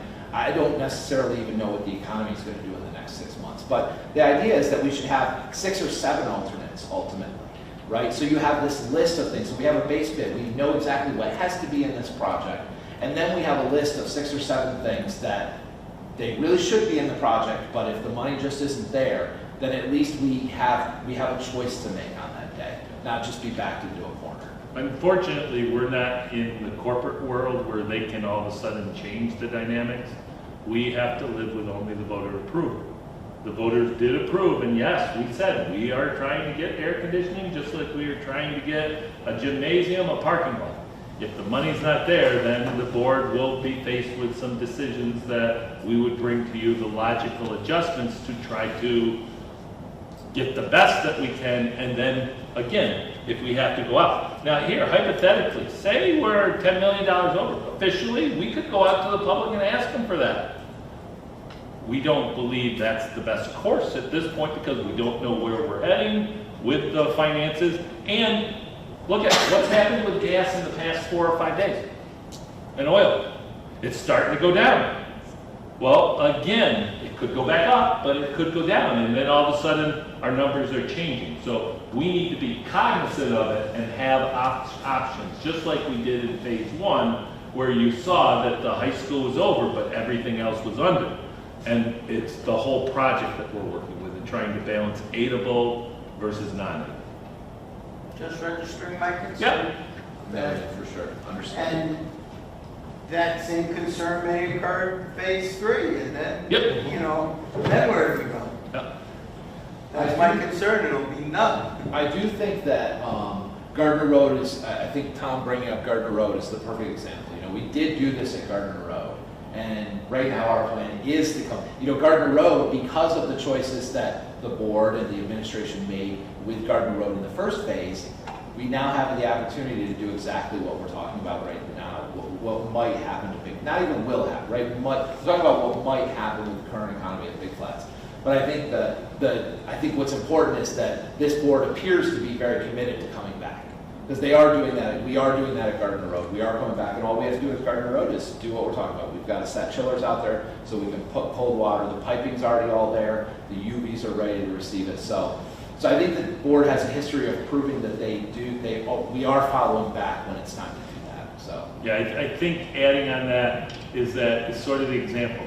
The high school is going to be almost 75% there, and we did not anticipate doing that. So when that first project's done, the high school's there, and I think the board has been very good about that, but I also think the community says, well, if we've started it, we've got to do it for all. Now, that's not trying to hook or crook anybody, but that's why Center Street's being done right now, because it's still going to be a viable building. That's why Gardner Road, if Gardner Road, Center Street and that gets done, we may have to just take a different step. Maybe it's the middle school, maybe it's the parking lot, maybe it's the high school gym.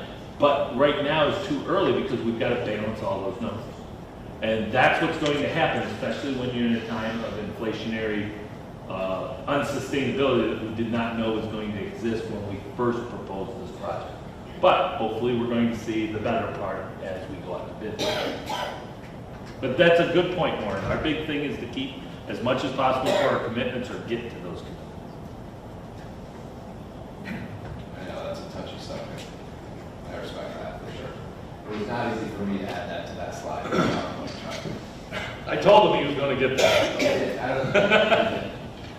So the last one there maybe is, so that one is terrazzo is like what we put in the high school floor, the middle school floor. So that's that nice long-lasting epoxy-based floor. Our intention would be again to do that in corridors and the new cafeteria here. But again, as a cost-saving measure, we could go to a sheet vinyl product, not your basic VCT, but it's more like what's nice about the sheet vinyl is it's a thicker product than VCT, so it holds up longer than VCT. It also has the benefits of being able to cut patterns into it, so you can make it a little bit more aesthetically pleasing, like terrazzo, as opposed to just your traditional 12x12 VCT. So, and there is a cost savings with that product. We use sheet vinyl products in cafeterias all over the place, so it's a very commonly used product in schools. Mr. Adams? What is the useful life difference between the terrazzo and the sheet vinyl? Terrazzo's forever. Terrazzo's, you know. Terrazzo would be double at least. Okay. Yeah. 10 years for sheet vinyl? No, it's 15, 15, 20, so 15. yeah, 15, 20. So that's what I'm saying, 30 to 40 for Terrazzo. And see, that's a good example, right? Say all of a sudden it comes down to a budgetary issue, and the budgetary issue can be handled between, do you put in chillers or do you put in terrazzo? Do you accept the tile floor to get the chiller? It's a quandary, but that's when we would come back and talk about the numbers. I mean, that's an example, Warren, right? I mean, that's just one comparison. I did not intend that this project would go out with just 2 alternates. No. That's only where we're at today, so. All right, Gardner Road, I'll try and. Pretty much almost the same It's thing. real close to the same. We're about a month behind schedule-wise. We're about a month offset from Big Flats to Gardner Road. So Gardner Road has an SED submission of October, with that still landing at that same March bidding period. So well over a little bit next summer. Can I, just a point of clarification, once you have a building permit, these are tight timelines, so I'm guessing there's an expiration? 2 years on a building permit? Yeah. 2 years. 2 years, once you have a building permit, before you have to start. Okay. Yeah, and then once you start, it's tied more to how you want aid to start coming back. I'll keep moving unless anybody's got any questions. So Gardner Road, a lot you'll see when I get to the Valley of Engineering, very similar items. So again, still started with this one actually has a more significant classroom addition, so a slightly larger classroom addition. This goes back to all those studies we did a couple of years ago that informed us of how many classrooms. So classroom addition, new toilet rooms, and then access to the playground. I guess I maybe should have pointed that out with the one point entry, but we did keep those. That has more to do with egress in the building. We've got the gymnasium stays as is slightly, but with some pretty major renovations. Specifically meaning we intend to try and get more bleachers inside there. We've reworked the storage to make it far more efficient in the way that it's laid out, instead of trying to go through one room to another room to get to a storage room. We've made all of that more efficient. We've kept the square footage. We've actually increased the square footage of storage slightly for the gymnasium. Then we've got the current cafeteria kitchen, full renovation, complete rework. We've actually expanded the kitchen a little bit, taken over some spaces that then got reprogrammed through the building. Full renovation of the stage in that space, theatrically, sound and lighting and curtains. We've added a ramp to this. I don't know how many people are familiar with Gardner Road School. That school is not ADA accessible to the stage right now. So as part of this project, we've added a ramp to the backside of the stage to get that to bring that stage to ADA compliance. And then ultimately the renovation of the library space as well. So those spaces did stay, as we talked about, they stayed in their current location, but because some of the spaces that were around those were able to be relocated in different places of the building due to the addition, we were able to capture some of that square footage and increase those spaces along with this project. You probably have said this in the past. What grades will have a bathroom in the classroom and what will be? I think it's Pre-K, K, and 1. Yep, pre-K, K, and 1. And Just that that also goes with lockers.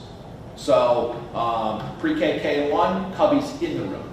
Second, third, and fourth, lockers in the classroom or in the hallway. So the idea is that get them into using that locker so that when they go to 5th grade, they're more accustomed to that. So the board knows in each of these, the biggest part about Big Flats and Gardner Road is the area that's in green. All of that construction would be the first part of the construction because they can do that year round. It's exterior to the building. The next part that Chad's going to be talking about, Ridge Road, that's the most challenging building because everything has to be done at once in the middle of a building, which that poses the unique challenge of a construction schedule. So Ridge Road goes last, and we may have to utilize Ridge Road along with Center Street for at least 1 year. How's that for Tina? Perfect. So my recollection from our tour of this building, of the library, is there's like a curtained off area or something in the back part. There's like a teacher's lounge back there. So not teacher's lounge, but just like where the teachers keep all their It's like a teacher work area. resources and stuff like that. So I don't see a wall in this. We took that program out. Okay. The whole idea was to get that program out of the library. So right now that sits kind of back here. There's like a wall here with some bookshelves. So what we've got here now is, because the old faculty dining was here next to the kitchen, we moved that across the hall. So this space here is now faculty dining. And then off of that faculty room with a door here is we've replaced the room that used to sit here, now sits here. So we've pulled that program right out of the library, that function right out of the library. So it didn't really fit in the library anyway, so it wasn't the right. It will hopefully help the teachers to have a little privacy too versus. So now the library is all library. The intention is the library is the library. That's correct. Thanks.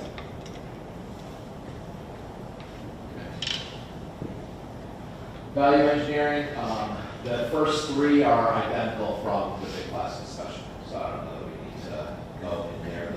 The last one there is one that's different because that's different for Gardner Road than it is for over Big Flats because there is no this renovations, and I'll go back to the plan to show what I'm talking about. So there's currently 2 classrooms here that are utilized by HHCSD. And they're kind of split with partitions in the classroom. It doesn't function really well at all.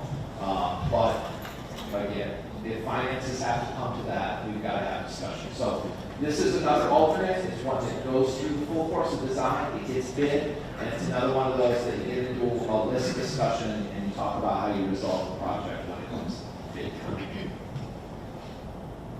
Okay.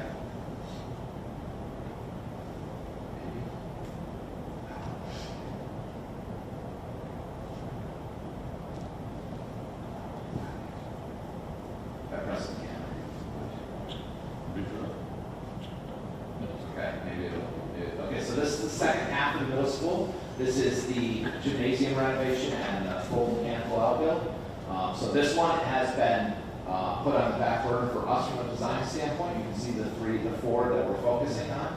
This one we're actually planning on kind of maybe late summer. We've actually started working on this a little bit. My mechanical engineers already started working with Mike Coughlin and looking at existing drawings and kind of getting the concept of how we would kind of zone this thing. This is a large building, and the first step is just to figure out how we're going to zone it for air conditioning. So we've actually started from an engineering standpoint. We've started on this one, but the idea is that we'll really kick this off here at the end of summer and get it into the state by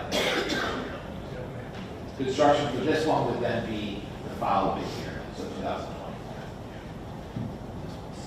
2020. Ridge Road. Kind of the same timeline, although Tom alluded to one thing that we're thinking about here, and we don't think we can take on Ridge Road, even from a constructability standpoint, while we've got Gardner Road and Big Flats and the stadium locker rooms and the middle school parking lot all going on next year. I think Brian and his team were actually going to have a little mini heart attack if we were going to try and... Not enough workers. Yeah, I mean, it's not even, that's fair. I'm saying lumber here. I mean, even from a construction standpoint, there just isn't enough contractors to build all this for us, was our opinion as a team. So Ridge Road naturally had to move to the following year anyways. In the course of our study, as Tom's alluded to, kind of how this, and I'll flip to the next slide, you can begin to see we've got a lot of work to do here in the core of the building, if you remember. This is a slide from the actual referendum. We've got a gymnasium the yellow shows where the existing walls are in that current cafeteria. And we got to tear those walls down and we got to expand that thing. A lot of these things, the library right in the middle, the cafeteria here, right in the gym, the cafeteria, it just doesn't break up as nicely as Gardner Road and Big Flats do in terms of doing this work while the building is fully occupied. So some of the things we started talking about is this building stays partially occupied, we utilize Center Street in the meantime. But the real message here is we do not intend to kick off construction, and I won't flip all the way back. That construction, March 25, is after Big Flats and Gardner Road are both complete, done. Our intention is that those are done somewhere around the end of 2024, and we wouldn't kick this one off until those 2 are complete. So then we can utilize those classrooms that are built at those schools if needed. And if you look, the full closure of Center Street would be targeted for 2026. At that point, that's when that would be converted into a district building. But we'd use it educationally in some point all the way up to that time. High school, this one's really brief because we really have not kicked this one off. This is again tied to building aid. We cannot get a building permit on this until 2024. So our intention is the design on this will probably start sometime early 2023, probably designed through the course of 2023, or maybe even start later this winter. So, and then ultimately submit this for SED in October of 2024. And just a reminder of what's going on in high school. That's the presentation for it. So. That concludes my presentation. Sorry it's so long. Just one quick question. Has SED approval times reduced drastically? They actually, yeah, I mean, I think right now we're seeing, no, I wouldn't say drastically. Oh, yeah. Was it taking like a year before? Say it again. Wasn't it taking like a year for us to do There were times when it was, I don't know if it was a year, but we were like 6 to 8 months. Now we're more like in the 4-month range. And it's been going from 3 to 5, right? It's like changing depending on the time of the year. And they still have enacted a third-party option, which knocks a good amount off of that. So we can get things done pretty quickly right now. It's just the reviews have changed. Where our holdup used to be a technical review, now it's the project management review, which is more the financial side of the reviews that they belong. So. Okay. Thank you.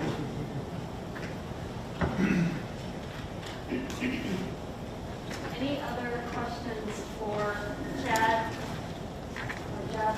Ryan? Thank you very, very much. Lots of content, lots of work you guys have been doing. It was really great to get an update.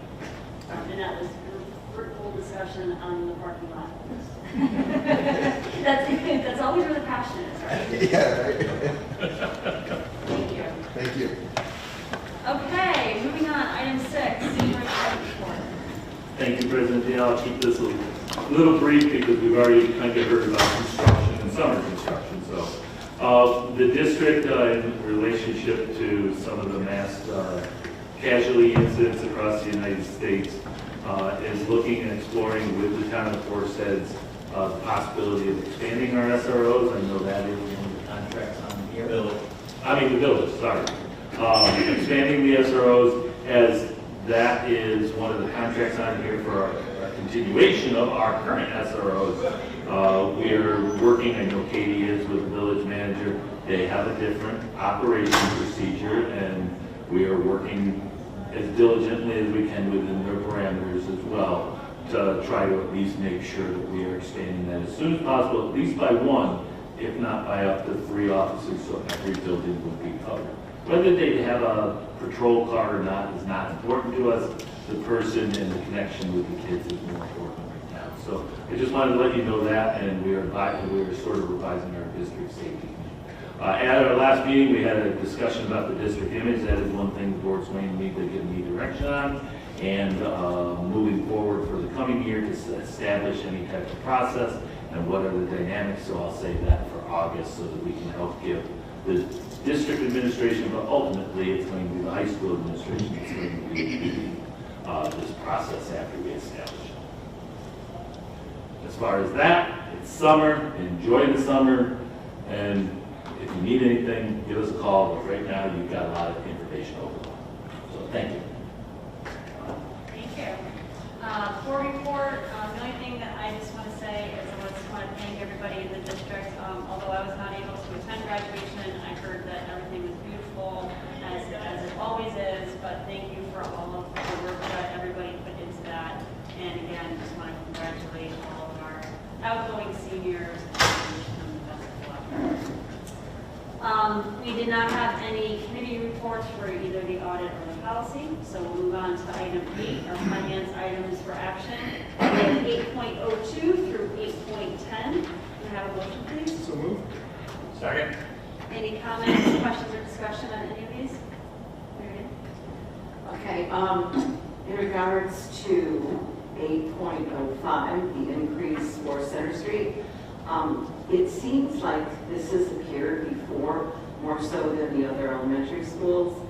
I commend the PTO for being able to do that, but I'm also wondering about our other elementary school students. Are they, getting trips to the Clemens Center and different things that it seems like Gardner Road gets a lot of, not Gardner Road, Center Street.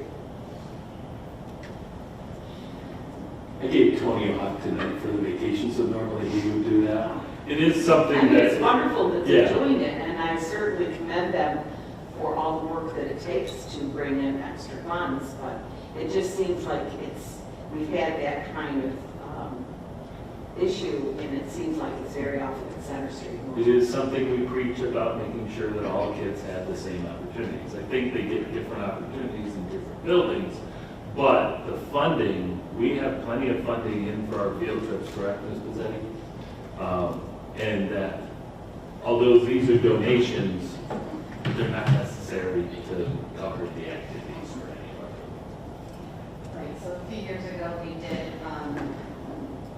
increase our allotment for field trips and experiences for the buildings, and we expanded that to, it doesn't have to be, you go somewhere for the experience, you can bring the experience in and you can use that money towards that event for the kids. What's a little unique about these Arts and Ed, it's a BOCES program that the buildings can take benefit out of if there's a different event through this Arts and Education program that they want to do. With the trail, if they choose to do it, there's a coverage of our local share because it's not all fully aidable, which they can use their field trip money towards as part of the coverage for the event, and sometimes the PTOs wish to help the school with that piece of the funding. Okay, thank you. It's sort of like the iPads and stuff. We buy them, but it's hard to say no to parents, but we want to make sure. No, I think it's wonderful that they're doing this. I just was concerned that students in the other elementary schools were getting the I opportunity. will tell you, Tony is leading a discussion among the elementaries as well to start to coordinate that much more so that just like with senior walks or anything else, everybody's trying to do close to the same thing, not one doing something uniquely different that causes everybody else to say, I want that.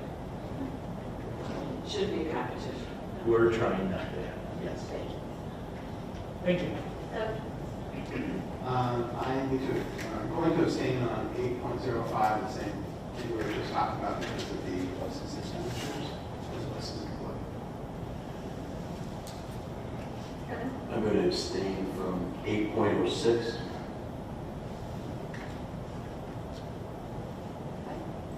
Any other comments or questions?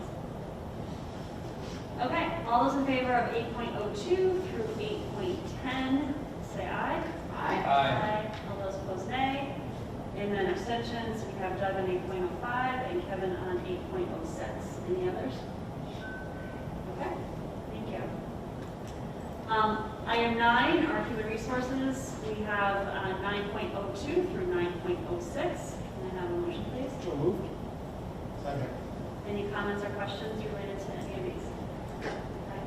Under the HR recommendations, section R, under the stipends, my sister was a teacher at the high school, is number 32 and 35, so I will abstain from those two. So that's R32, R35. Okay. Any other, Marion? Yeah, I have one that I have to abstain from for conflict of interest, and I'm having trouble finding it, and oh, there we go. In section K, number 7, I will abstain from voting because of conflict of interest. Any other comments or questions on 9.02 through 9.06? Okay, all those in favor say aye. Aye. All those opposed, nay.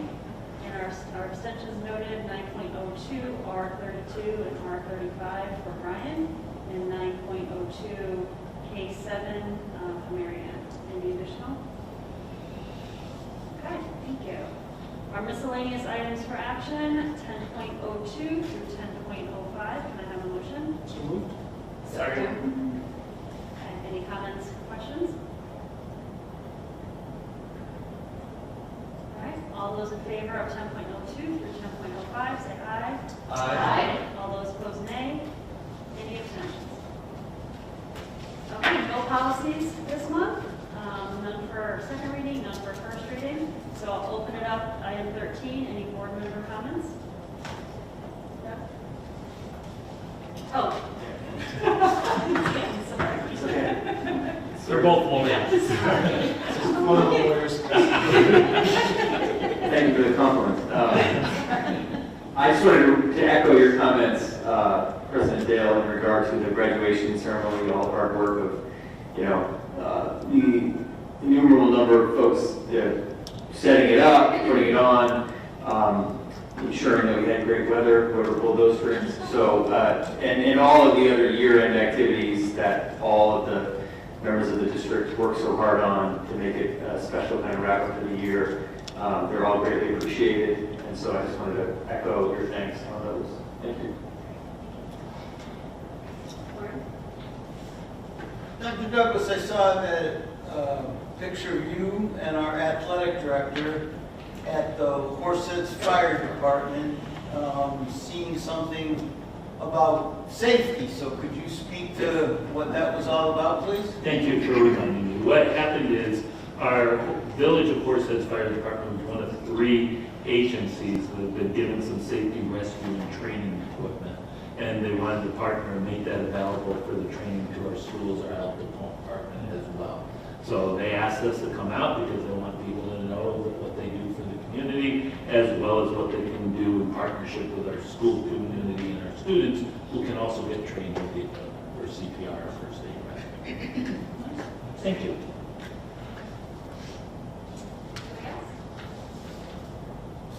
I would just like to add one thing. I would just like to wish Emily well wishes. We loved having you for the very short time that we've had you. You've just been great, and I wish you the best of luck in your new opportunity. So you'll be missed. So that folks know, she's a teacher. Okay. Anything else? All right. I'd like to ask for a motion to adjourn. So moved. Second. All those in favor say aye. Aye. All those opposed, nay. Any abstentions? If I could remind the boards of the code of conduct as well as the conflicts. If you have none, just put none and put your name on it. But I need both of those back to Emily in your gray folder. You pick everything else. That way she has it all recorded. Thanks for always giving us pens. Yes. Oh, ladies and gentlemen, this concludes our reorganization and regular Board of Education meeting for the Horset Central School District for the month of July. The Board of Education will be meeting in a retreat workshop format on August 3rd, and we are working on a tentative date for our next Board of Education meeting, which will be somewhere around the middle of August. But we will post that once we have that finalized. Thank you all for joining us out there in PD.